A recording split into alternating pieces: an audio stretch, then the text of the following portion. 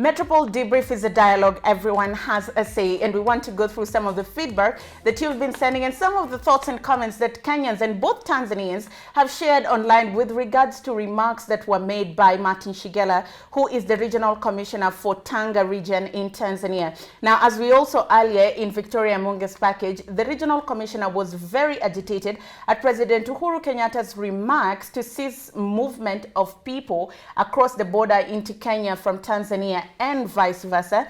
And he held a press briefing and he said Kenyan truck drivers should not be allowed into Tanzania. Wakenya wakae na corona yao huku, and then Tanzania wabaki na corona yao Tanzania. So we want to see some of the remarks. What did Kenyans think about these remarks? What did Tanzanians make of these remarks? So we cross over to Twitter, and at BonBin66 says, now, if you have commissioners of a country with serious foreign policy, roadside declarations, shouting orders, is it not a tragedy already for Africans? This is a country that's constantly plotting against Kenya. Policy shift will surface. So we are saying here, a Kenyan thinking that Tanzania is always plotting malice against his country, and is saying we cannot be having commissioners shouting foreign policy on roadsides and making such declarations. We cannot have such heavy declarations made at press conferences without heavy consultations. If anything, maybe they should come from the president, where he should direct that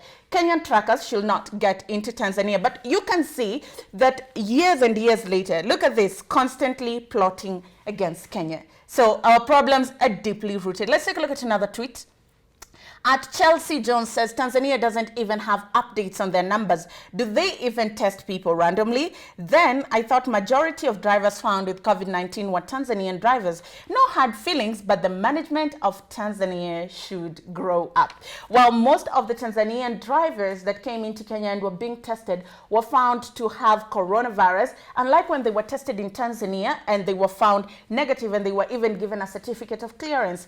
And if you watch the video, then the regional commissioner also said that it's not fair that the drivers are negative in Tanzania and then they are positive in Kenya. But Chelsea is raising question on Tanzania's testing capacity. If you look at the numbers worldwide, Tanzania's numbers have not increased or decreased in over a week or two. So questioning the numbers that Tanzania is putting forth and saying they have a bigger problem than just allowing Kenyans in and out of their country. Let's take a look at another.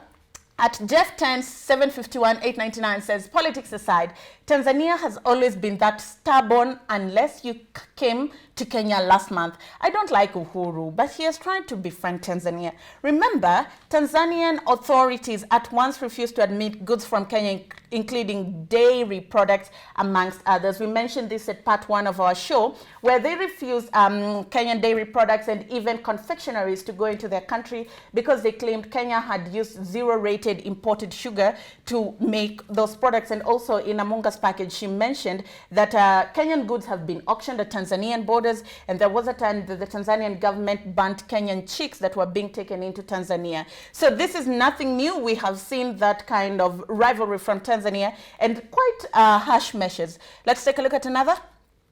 At Kamau says, we better get back to work. Why allowed to be pushed around by Magufuli? They start bringing fake certificates and spread the disease all over the country. Wakati sisi wenyewe tumefungiwa, wageni wanaruhusiwa kuingiza corona, kisa eti wanaleta nyanya. Okay. So most of the tomatoes and onions sometimes come from Tanzania, and he's just questioning the fact that Tanzanian drivers, when they're leaving Tanzania, they're given a certificate of clearance to mean they're coronavirus negative. And when they come into the Kenyan border and they're tested, then they are found positive. So he's saying we need to be very keen so that the drivers do not spread coronavirus into the country and just under the excuse that they're bringing in goods. But also remember, during our interview, CS Adam said that there will be strict measures testing at the borders, and these drivers must adhere to health and safety regulations. They must wear masks, they must practice social distancing, and also they must just drop their goods and head back to Tanzania. No socialization allowed. Let's take a look at another. Okay, Nsajig W says, wanaojiita wasomi wa nchi wamefeli kusaidia Tanzania. Bado tuna safari ndefu. Mimi binafsi namuunga mkono mkuu wa mkoa wa Tanga Martin Shigella kuendelea kuachia mipaka ya Kenya ni udhaifu mkubwa sana katika historia ya Tanzania. Mipaka ya Kenya haijashikilia uhai wa taifa letu. Here we see a Tanzanian pushing back and saying, look, close the borders. I mean, Kenya is not as important as it thinks it is, or as we think it is. So he's standing by the remarks of the regional commissioner to shut borders to Kenyan truckers, only allowing the goods to get into Tanzania if they're being ferried by Tanzanian truckers and Tanzanian trucks at the same time. Let's take a look at what other Tanzanians had to say. This is absolutely killing what our past governments created over many years ago. Good neighborhood and good trading corporations. And always, ignorance has never won. I presume that's what he meant. So, ghetto couples just saying the rivalry between Kenya and Tanzania, nobody wins out of this. Good neighborhood, ujamaa, cooperation is what the EAC is founded on. And if we begin fighting, nobody wins. Let's take a look at another tweet. At Chrisman Louis says, dawa ya moto ni moto. Wanatuletea ujirani wa kinafiki. Hawajui sisi ndio mabingwa wa unafiki. Duniani ngoja tunaona mwishoni nani atakaye athirika na maamuzi haya. Okay. Mnawaletea unafiki, mtajua nani mabingwa wa unafiki. Just Tanzanian here just saying, whatever Kenya doses them, they will dose you back. So if they're closing their borders, if the president has said no Tanzanians are getting into Kenya, then the same should be replicated in Tanzania and no Kenyans should be allowed in. However, take note of the word they've used, unafiki, which means malice of some sort. So it means that our Tanzanian neighbors, some of them are unable to see that when President Uhuru Kenyatta makes a decision, it's out of goodwill, it's out of good intentions to protect Kenyans and also Tanzanians. They see it's malice, and hence they equally have to reply in a malicious way or in a deceitful way, or whichever way you'd like to put it. Let's take a look at another one. At Impact Tanzania says, so let me understand. Kenya is buying 90% of their stuff from Tanzania and you stop Kenyan vehicles to cross. Whose business loss is this? At Magufuli JP, wacha kutuletea watu wanaocheza ngoma za midundiko mchana, lete watu walio na akili timamu. Okay, so Impact Tanzania is not agreeing with Martin Shigella and saying, if Kenya is buying 90% of their stuff from Tanzania, then it means that it's Tanzania that will lose out with regards to business when they close their borders. And here he's saying, wacha kutuletea watu wanaocheza ngoma za midundiko mchana, lete watu wanao akili timamu. Put in office people who are critical leaders, who have a critical thought process, who can deduct things in a clear way and make good decisions. We would like to cross over to the streets and find out what this whole thing is about. However, this is just what Tanzanians and Kenyans had to say with regards to the tiff that has been going on, with regards to the remarks that were made by the regional commissioner. And we'd always love you to be a part of conversation. 20146 is our SMS line, or hashtag @MetropoleDebrief. What do you think of President Uhuru Kenyatta's directive? What do you think of what CS Aden said about borders remaining closed for as long as we need them to remain closed? And this forms the basis of Street Talk today. An interesting story of a young Kenyan who was hoping that borders would be open so that a very important milestone in his life could come to place. But after Aden's interview, borders will remain closed for as long as they remain closed. What is his fate? Listen in on Street Talk.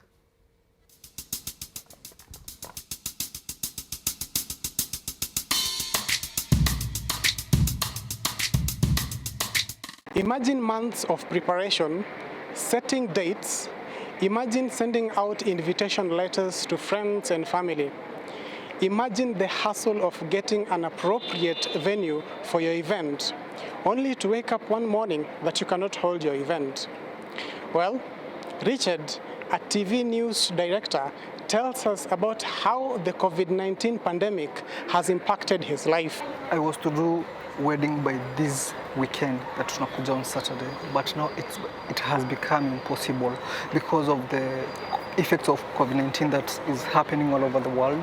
And mostly I was to travel to Tanzania because she's from Tanzania. Now I can't go. So this wedding was in Tanzania? Yeah, we were supposed to do it in Tanzania, but I cannot travel.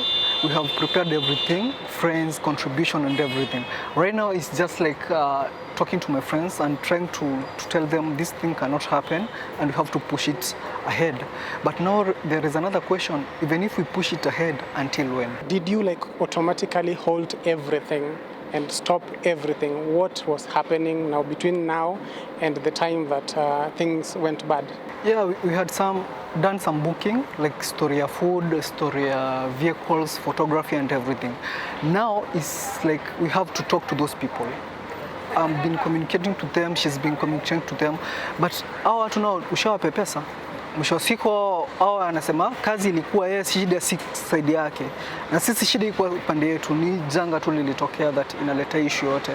But now like wanasema hata kama watakata, they have like to take some amount wajilipe kwanza for us to get some amount mpaka hiyo time iko, because they can't refund the cash. They can't refund. So it's very, very, very hard, and it's incurring like 2 times or 3 times of our budget that we had. Now, umesema like they're in Tanzania. Yeah. How safe are they in Tanzania? Because Tanzania, in terms of giving out restrictions when it comes to COVID-19, it's just a matter of staying safe kibinafsi.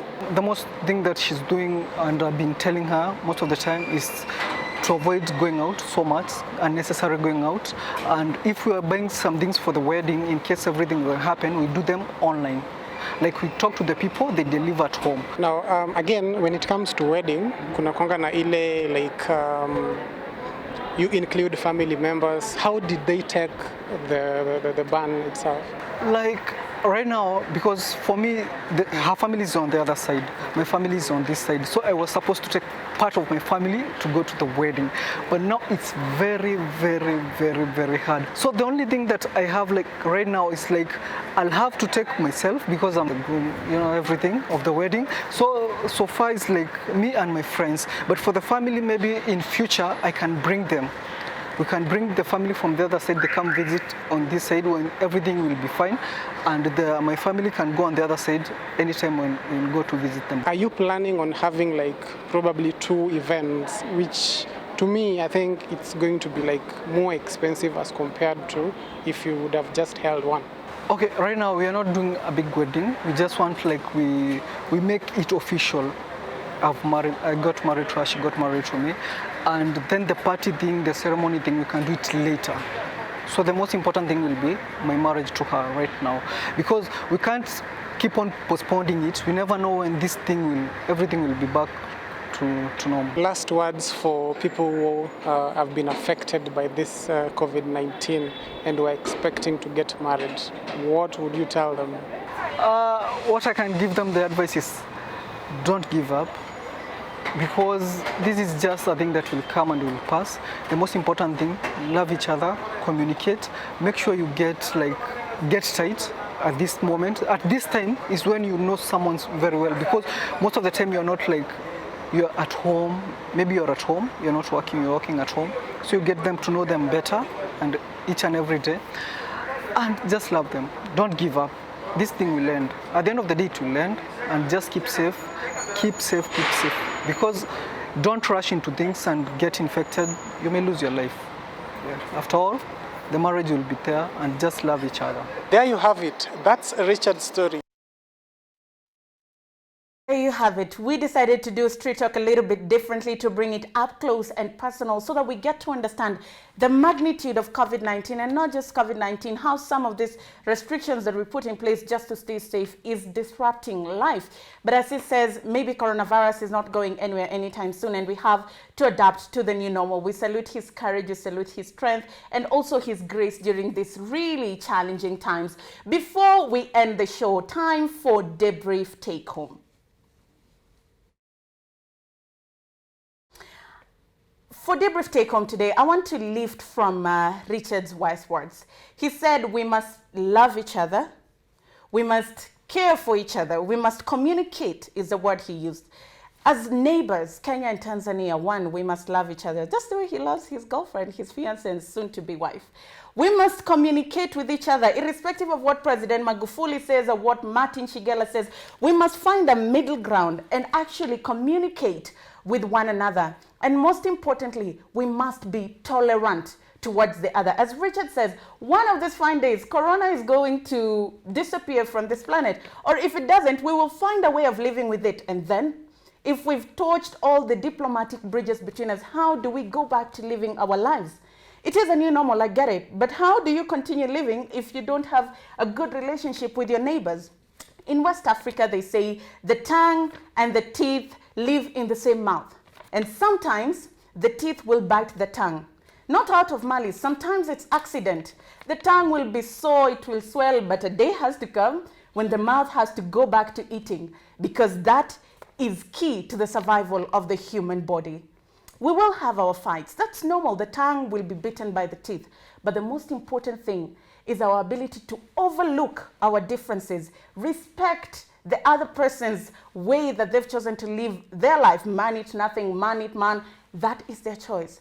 But we have to find a middle ground of how we can move forward in a good way, in a good spirit, in the spirit of Pan-Africanism. My friends, if Mwalimu Julius Nyerere would be alive today, he'd be shedding tears over what is happening in Tanzania and Kenya to date.